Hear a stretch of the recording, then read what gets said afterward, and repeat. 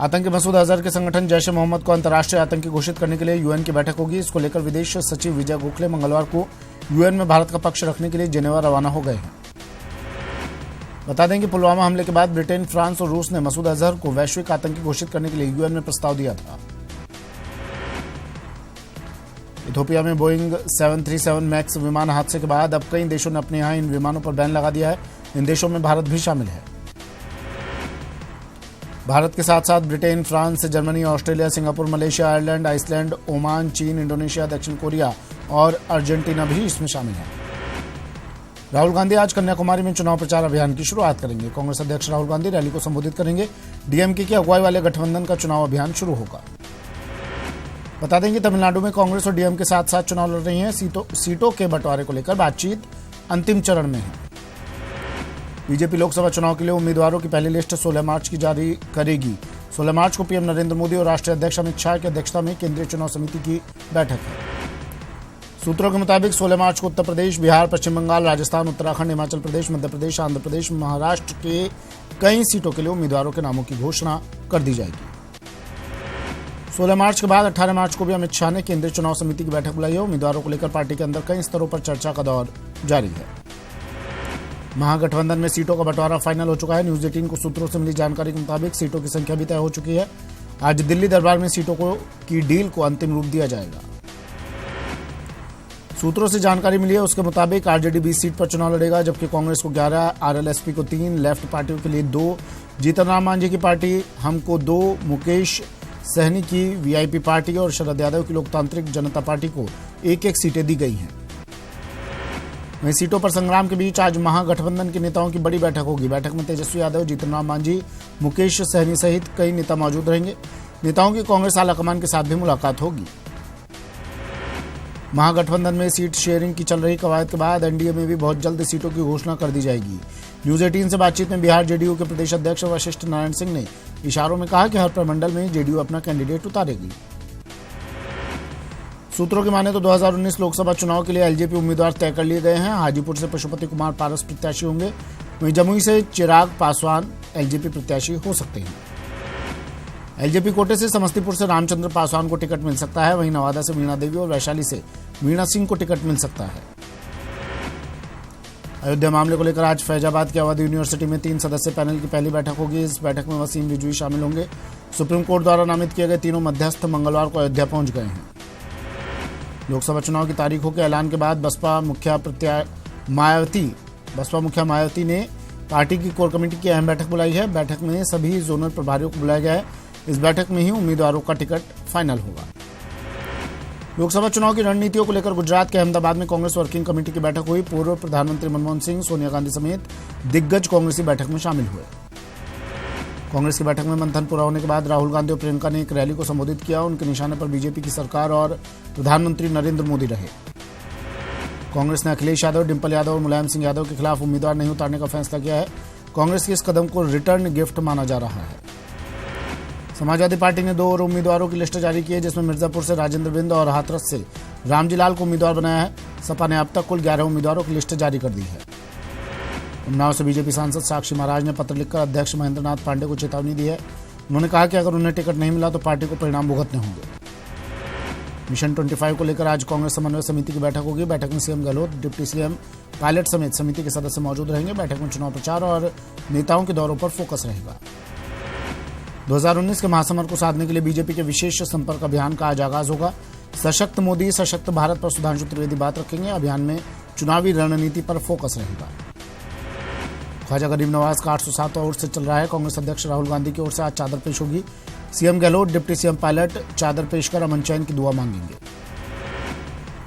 BJP के प्रदेश महामंत्री बिरमदेव सिंह ने राजसमंद से चुनाव लड़ने की इच्छा जताई है, जिसके लिए उन्होंने पार्टी के नेतृत्व के सामने अपनी दावेदारी पेश की।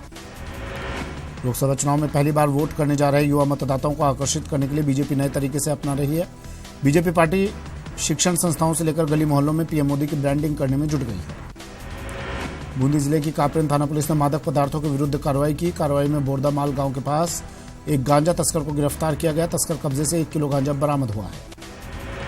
चूरू में आईजीपी की स्पेशल टीम ने बड़ी कार्रवाई की और कुख्यात सट्टेबाज चिमन सिंह उर्फ काणा सहित 5 आरोपियों को गिरफ्तार किया। ये सभी आरोपी कार में ऑनलाइन सट्टा लगा रहे थे। सालासर पुलिस और बीकानेर रेंज की स्पेशल टीम ने सट्टेबाजों पर कार्रवाई की, जिनमें बुकी चिमनलाल और उसके भाई कुशाल सिंह समेत 3 आरोपियों को लाखों का सट्टा लगाते हुए गिरफ्तार किया। जोधपुर पुलिस ने पाकिस्तान से तस्करी करने वाले मोस्ट वांटेड आरोपी को गिरफ्तार किया है। तस्कर पाकिस्तान से हेरोइन तस्करी के मामले में 2012 से फरार चल रहा था। भरतपुर के नदवई क्षेत्र के गांव बरौली झार में अज्ञात बदमाशों ने खेत पर सो रहे एक युवक की हत्या कर दी। पुलिस ने मामले की जांच शुरू कर दी है। करौली के ग्वारी डांडा गांव के एक युवक की मौत पर परिजनों ने पड़ोसियों पर हत्या का आरोप लगाते हुए नामजद प्राथमिकी पेश की। पुलिस ने मुकदमा दर्ज कर जांच शुरू कर दी। श्रीगंगानगर के गांव 3B में बम मिलने से सनसनी फैल गई। बम को सेना के जवानों ने खेत में डिफ्यूज कर दिया।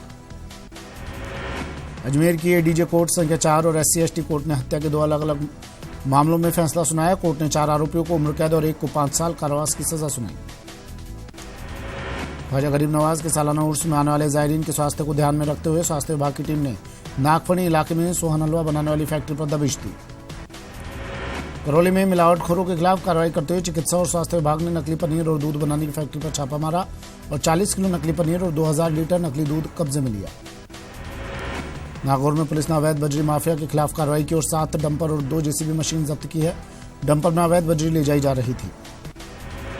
श्रीगंगानगर में नगर परिषद के पास से 5 लाख की लूट के मामले में पुलिस ने 2 आरोपियों को गिरफ्तार कर कोर्ट में पेश किया। OBC बैंक शाखा से कोनी गांव के बुजुर्ग आत्मा सिंह को बातों में उलझाकर दोनों आरोपी पैसे लेकर फरार हो गए थे। चूरू में वार्ड संख्या 41 में महिला से अश्लीलता कर मारपीट का मामला सामने आया है। पीड़ित महिला की रिपोर्ट पर महिला थाने में मामला दर्ज हो गया है। पीड़िता का राजकीय भर्ती अस्पताल में मेडिकल करवाया गया। कोटपुतली में बकरा व्यापारियों से 45 लाख रुपए नकदी लूट का मामला सामने आया है। स्कॉर्पियो सवार बदमाशों ने हथियारों की नोक पर व्यापारियों से 45 लाख 6 हजार रुपए लेकर फरार हो गए।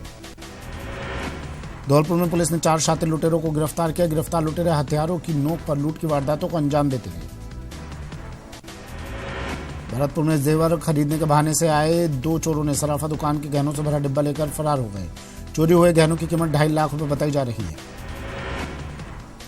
चूरू में युवक की हत्या मामले में कोर्ट ने 3 आरोपियों को पुलिस रिमांड पर भेज दिया है, जबकि 4 आरोपियों की तलाश जारी है। डूंगरपुर के बिछीवाड़ा थाना क्षेत्र में बदमाशों ने रोडवेज कर्मी को घायल कर 50,000 की लूट करके फरार हो गए। वहीं दूसरी ओर बदमाश एक व्यक्ति को बाइक से गिरा 4,000 रुपए छीनकर भाग गए। जैसलमेर से गिरफ्तार संदिग्ध नवाब खान ने जासूसी के लिए पाकिस्तान में 1 महीने तक ट्रेनिंग ली थी और ट्रेनिंग के बाद उसने भारत आकर जासूसी गतिविधियां शुरू कर दी। नागौर के गोगेलाव गांव में युवक और युवती ने जहर खाकर खुदकुशी करने की कोशिश की, जिन्हें गंभीर हालत में जेएलएन अस्पताल में भर्ती करवाया गया। पीड़ित युवक का आरोप है कि युवती के परिवार वालों ने प्रेम प्रसंग का आरोप लगाकर तंग कर रहे थे। भीलवाड़ा में अफीम नशे के आदी किसानों ने अन्य फसलों की खेती के आड़ में अफीम की खेती करना शुरू कर दिया है। कोटा में चंबल नदी की छोटी पुलिया के पास एक महिला का शव तैरता मिला। शुरुआती जांच में सामने आया है कि महिला बापूनगर की निवासी है। पुलिस पूरे मामले की जांच में जुटी हुई है। पाली में पैसे को लेकर कुछ असामाजिक तत्वों ने फैक्ट्री मालिक पर लाठी और सरियों से अंधाधुंध वार कर दिया। वहीं बीच बचाव में आई एक महिला पर भी लाठियां बरसाई गई। भाना के अटरू कृषि उपज मंडी में कार्यरत करीब 6 व्यापारियों ने मंडी सचिव मनोज मीणा पर परेशान करने का आरोप लगाया। व्यापारियों का कहना है कि मंडी सचिव की ओर से कृषि उपज मंडी में काफी मनमानी की जा रही है। सिरोही में बदमाश जिम के बाहर रखी बाइक को उड़ा ले गए। पूरा मामला CCTV कैमरे में कैद हो गया। पुलिस बदमाशों की तलाश में जुट गई है। भरतपुर के नदवई क्षेत्र में बदमाश 3 गाड़ियों को चुराने की कोशिश की, लेकिन जब लोगों ने इसका विरोध किया तो बदमाश पथराव करते हुए फरार हो गए। इलाके में बढ़ रही आपराधिक वारदातों से लोगों में गुस्सा है। झुंझुनू के इशकपुरा गांव में एक खेत में अवैध रूप से संचालित लकड़ियों से कोयला बनाने वाली भट्टी को सीज कर दिया। वहीं मौके पर 1000 क्विंटल के करीब लकड़ियों को जब्त किया है। भीलवाड़ा में एक पिता की गलती उसकी नाबालिग बेटी के लिए मुश्किल बन गई। बचपन में पिता ने अपनी नाबालिग बेटी की शादी कर दी थी। अब पिता की मौत के बाद नाबालिग लड़की को उसके ससुराल वाले अपने घर नहीं रख रहे। यूडी टैक्स को लेकर नगर निगम ने सख्त रवैया अख्तियार कर लिया है। निगम लगातार यूडी टैक्स बकायेदारों की लिस्ट बनाकर उन पर कार्रवाई कर रहा है। दिवाकर कॉम्प्लेक्स को भी यूडी टैक्स जमा नहीं करवाने पर सीज कर दिया। टोंक जिला मुख्यालय के कोतवाली थाना क्षेत्र से 4 नाबालिग बच्चों के लापता होने का मामला सामने आया। परिजनों की सूचना के बाद पुलिस बच्चों की तलाश में लग गई है।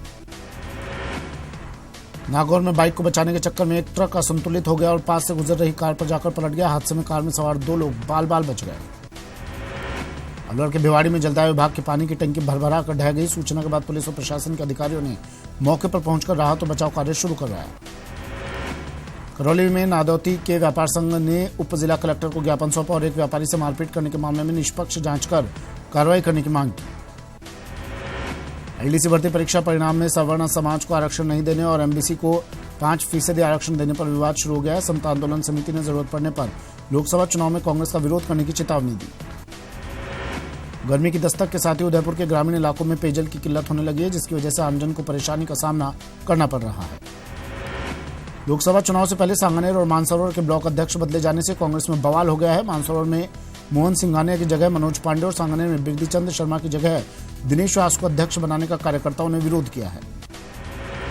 कोटा के श्रीनाथपुरम स्थित पार्क में लगे 7 पेड़ों को काट दिया गया, जिसके बाद से स्थानीय लोगों में गुस्सा है। सोसाइटी के लोगों ने इसकी शिकायत प्रशासन से की है। करौली जिला मुख्यालय के बाजारों में बेतरतीब तरीके से बाइक, टेम्पो और ठेले लगाने से लंबा जाम लग जाता है। शिकायत के बावजूद पुलिस और नगर परिषद इस ओर ध्यान नहीं दे रही, जिससे लोगों में गुस्सा है। जोधपुर एमडीएम अस्पताल के प्राचार्य डॉक्टर एसएस राठौड़ ने सुरक्षा को लेकर अस्पताल का औचक निरीक्षण किया। अस्पताल में और कड़ी सुरक्षा बढ़ाने का निर्देश दिया। भारत पाक के बीच उपजे तनाव के बाद पश्चिमी सीमा पर बीएसएफ और पाक रेंजर्स की संयुक्त गश्त और पेट्रोलिंग बंद कर दी गई है। अब यहां कमांडेंट स्तर की फ्लैग मीटिंग भी नहीं हो रही। राष्ट्रीय स्वयंसेवक संघ अब पर्यावरण के क्षेत्र में भी काम करेगा। हाल ही ग्वालियर में हुई संघ की वार्षिक बैठक में ये निर्णय लिया गया। श्रीगंगानगर जिला परिषद में चुनाव से जुड़े अधिकारियों की बैठक हुई। बैठक में जिला कलेक्टर शिव प्रसाद ने कहा कि चुनाव शांतिपूर्ण और भयमुक्त वातावरण में होने चाहिए। बांसवाड़ा में पंचायत समिति घोटाले में प्रधान पद के उपचुनाव में बीजेपी की सेना देवी ने जीत दर्ज की। सोना देवी को 14 वोट मिले और उनके सामने कांग्रेस की जीवनी देवी को 11 वोट मिले। झालावाड़ जिला कलेक्टर सिद्धार्थ सियाग खानपुर कस्बे के दौरे पर रहे, जहां उन्होंने कृषि उपज मंडी का निरीक्षण किया और व्यवस्थाओं का जायजा लिया। साथ ही व्यवस्थाओं में सुधार को लेकर अधिकारियों को आवश्यक दिशा निर्देश दिए। रतनगढ़ कलेक्टर संदेश नायक ने उपखंड मुख्यालय पर ब्लॉक स्तरीय अधिकारियों की बैठक ली और जरूरी दिशा निर्देश दिए। कृषि एवं उद्यानिकी विभाग के अतिरिक्त मुख्य सचिव पवन कुमार गोयल ने मोहाना मंडी का निरीक्षण किया। इस दौरान उन्होंने सफाई व्यवस्था दुरुस्त नहीं होने पर नाराजगी जताई। प्रदेश के कई जिलों के अस्पतालों में लेबर रूम बदहाली के शिकार है, जिसको लेकर दायर याचिका पर हाईकोर्ट में सुनवाई हुई। Addition chief secretary Rohit Kumar court में पेश हुए। नागौर के एक गांव के ट्यूबवेल में पानी होने और जीएलआर बने होने के बावजूद गांव को 3 साल से पानी की किल्लत का सामना करना पड़ रहा है। सफाई व्यवस्था को लेकर नगर निगम अब सख्त हो गया है। मोती डूंगरी सिविल लाइन और विद्यानगर जोन में नगर निगम आयुक्त ने सफाई व्यवस्था का जायजा लिया। दुकानों के बाहर गंदगी फैलाने वालों को फटकार लगाई। जैसलमेर के सिविल एयरपोर्ट से इस बार गर्मियों में दिल्ली और मुंबई के लिए हवाई सेवाएं नहीं होंगी। वहीं 3 अन्य शहरों के लिए विमान सेवा जारी रहेगी। करौली में लक्खी मेले की तैयारियों को लेकर बैठक हुई। बैठक में बिजली, पानी, रोशनी व्यवस्था, रोडवेज, बस पार्किंग, साफ सफाई, सुरक्षा व्यवस्था समेत अन्य बिंदुओं को लेकर चर्चा हुई। जयपुर में बिना लाइसेंस के विवाह स्थल चलाने वाले लोगों को जल्दी अपने विवाह स्थलों के लाइसेंस को नवीनीकरण कराना होगा। जयपुर को आवारा पशुओं से मुक्त करने निगम का अभियान कागजी कार्रवाई ही साबित हो रहा है। 6 महीने में 60 लाख रुपए से ज्यादा खर्च किए गए, बावजूद इसके हालात में कोई सुधार नहीं हुआ। कोटा चिड़ियाघर में पैंथर का जोड़ा बनेगा। वन विभाग की टीम जयपुर से मादा पैंथर कोटा चिड़ियाघर में लाएगी। बीकानेर में किसानों के सामाजिक आर्थिक सशक्तिकरण के लिए कृषि में उद्यमशीलता और नवाचार विषय पर 2 दिवसीय राष्ट्रीय सेमिनार का उद्घाटन हुआ। सेमिनार में पद्मश्री पुरस्कार विजेता जगदीश प्रसाद ने 100% जैविक खेती की ओर अग्रसर होने की बात कही। अलवर जिले के बहरोड पंचायत समिति क्षेत्र के अनंतपुरा गांव में 45 आरक्षक बुनियादी प्रशिक्षण कोर्स का दीक्षांत परेड समारोह आयोजित किया गया, जिसमें मुख्य अतिथि ने जवानों को देश सेवा और रक्षा की शपथ दिलवाई।